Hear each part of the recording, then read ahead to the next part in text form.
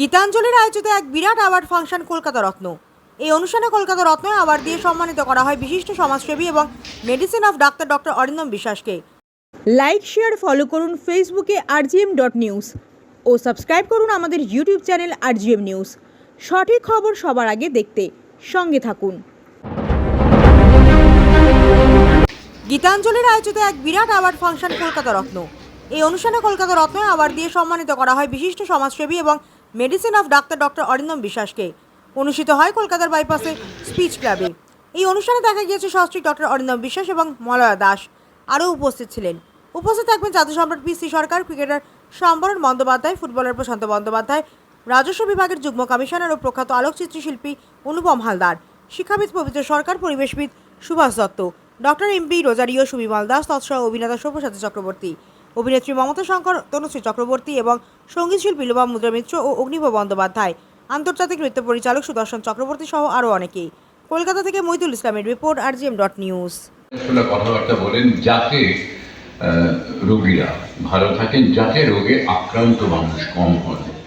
কিন্তু যে বললেন যে আমাদের জীবন থাকলে রোগ থাকবেই, কিন্তু আমাদের দীর্ঘমেয়াদী পরিকল্পনা নেওয়ার মতন আগে থেকে সতর্ক থাকতে হবে। আমি সমিতাকেও একটু ডেকে নেব, সমিতা ঠিক আছে, রুদ্র সেন, সমিতা দুজনে মিলে এই বেশ ভারী ট্রফিটিও তুলে দিচ্ছেন তার হাতে।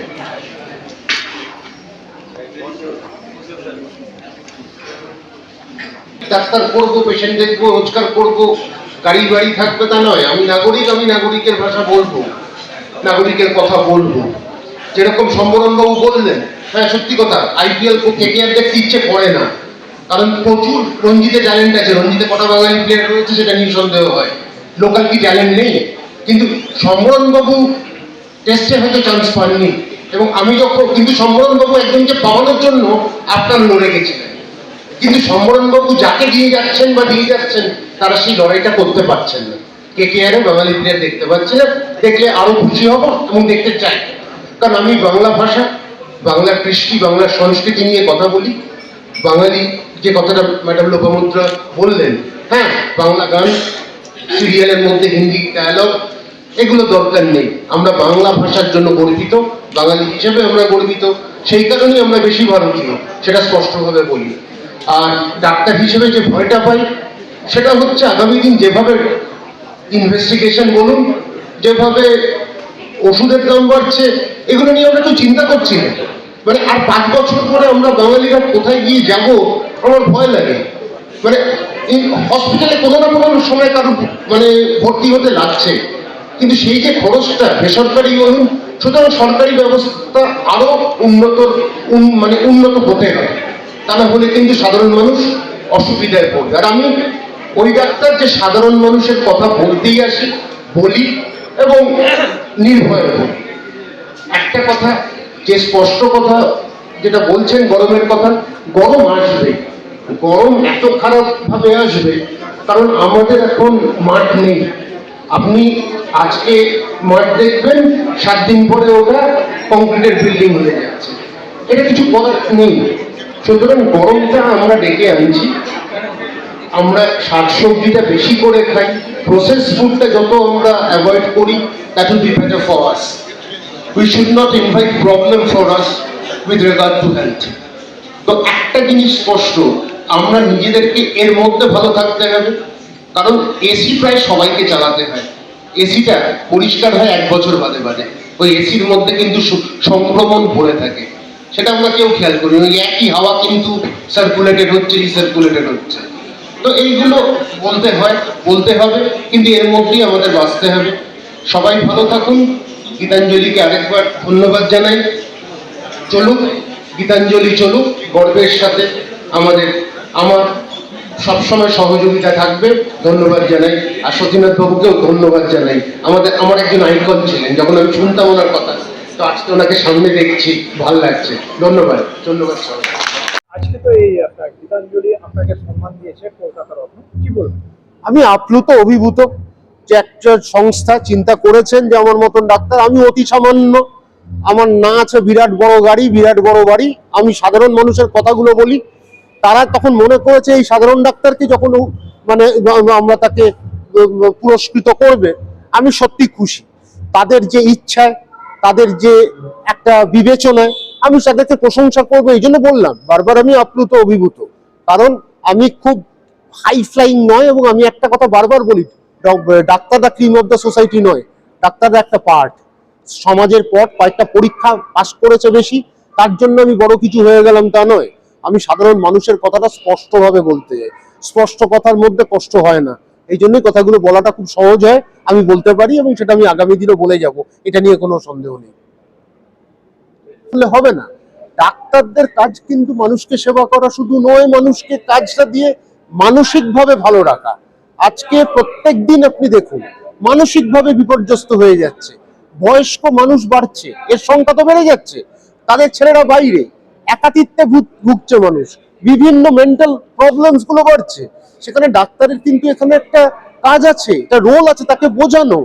আজ যদি আমার কাছে পেশেন্ট আসে, আমি যদি 4 মিনিটে 1500 টাকা দিয়ে ছেড়ে দিই, তাতে আমি লাভটা কি করব? পেশেন্ট খুশি হলো, মানসিকভাবে চিকিৎসাতে আবেগ থাকবে, চিকিৎসাতে শুধু শরীর নয়, মনটা থাকবে। পেশেন্ট এলে তাকে আমাকে তার কথাটা শুনতে হবে, শুনে তাকে আমি কিভাবে তাকে আমি ডিল করব। এক একটা সমস্যা কিন্তু অন্যভাবে আমরা কিন্তু অ্যাপ্রোচ করি, আমরা বিভিন্ন, সেই জায়গাটা কিন্তু ভুলে যাচ্ছে।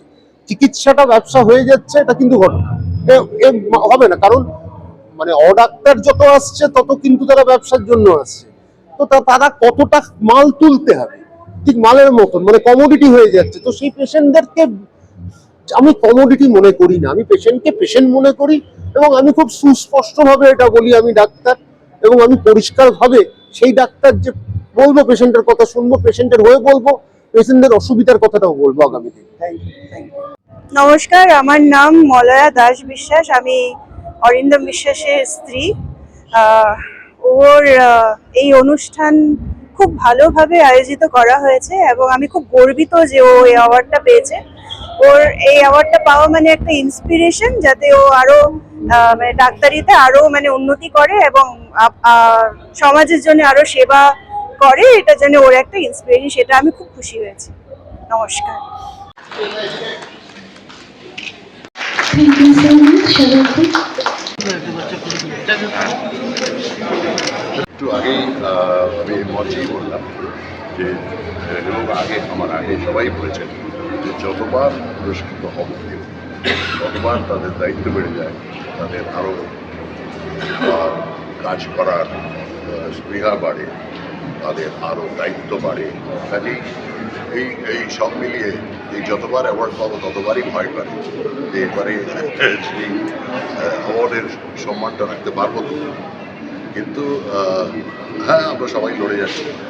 আমি ব্যক্তিগতভাবে এখন একটু কাজ থেকে বিরত হয়েছি, কারণ সুস্থ হইনি, শারীরিকভাবে একটু অক্ষম বলে একটু কাজ থেকে বিরতি নিয়েছি। আবার সুস্থ হয়ে গেলে আবার কাজ করব, আপাতত করছি না। কিন্তু আপনাদের সকলকে ধন্যবাদ, এবং যারা যারা মনে করেছেন যে আমি এই অ্যাওয়ার্ডটার যোগ্য, তাদেরকেও ধন্যবাদ। দাদা, কোনো লক্ষ্যে পৌঁছাতে গেলে কি মানে দরকার, মানে কি পজিটিভিটি দরকার? দেখুন, অনেকেই অনেক রকম লক্ষ্যে পৌঁছেছেন, যেগুলো দরকার সেগুলো না নিয়ে, কাজেই সেসব নিয়ে কথা না বলতেই পারে। থ্যাংক ইউ দাদা। আর যে মুহূর্তে এটা জানতে পারলাম যে এটা বাংলার, এবং বাংলার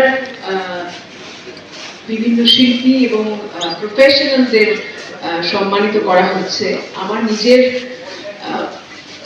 জন্ম কলকাতায়, আমার নিজের ক্যারিয়ার জীবন শুরু করেছি কলকাতায়, এবং এত বছর ধরে বাংলা আমাকে প্রচুর জিনিস দিয়েছে।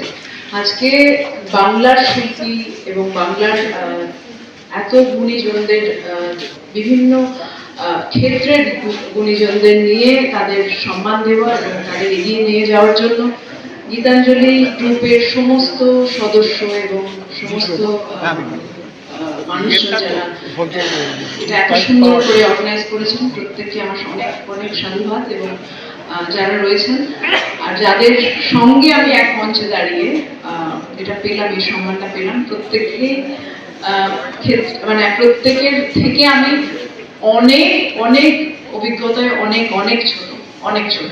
তো এটা আমার জন্য খুব বড় পাওয়া যে এবং সেখান থেকে আমরা আগামী দিনে আরো উজ্জ্বল খুব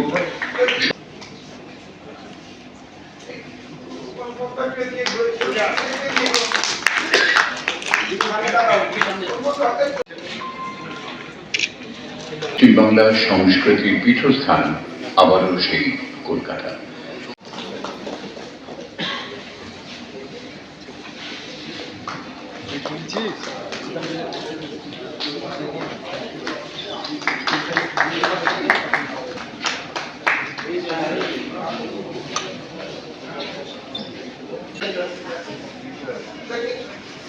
এখন আপনার বাড়ি, অফিস এবং দোকানকে সুরক্ষিত রাখুন টোটাল সিকিউরিটি সলিউশনের সাথে। আমরা বিভিন্ন নামি দামি ব্র্যান্ডের সিসিটিভি ও সিসিটিভি সংক্রান্ত যাবতীয় অ্যাক্সেসরিজ বিক্রয় করার পাশাপাশি সার্ভিসও প্রোভাইড করে থাকি। টোটাল সিকিউরিটি সলিউশন একটি নির্ভরযোগ্য প্রতিষ্ঠান যা 24/7 সার্ভিস প্রোভাইড করে থাকে। তাছাড়া এই প্রতিষ্ঠান দীর্ঘদিন ধরে যত্ন সহকারে দোকান, বাড়ি, কারখানা, school, nursing home, hotel, restaurant, শোরুমগুলিতে পরিষেবা দিয়ে চলেছে। আমাদের এখানে প্রশিক্ষণপ্রাপ্ত টেকনিশিয়ান দ্বারা কাজ করানো হয়। আমাদের ঠিকানা গার্ডেন রিচ, মেটিয়া ব্রুজ, কলকাতা 700024।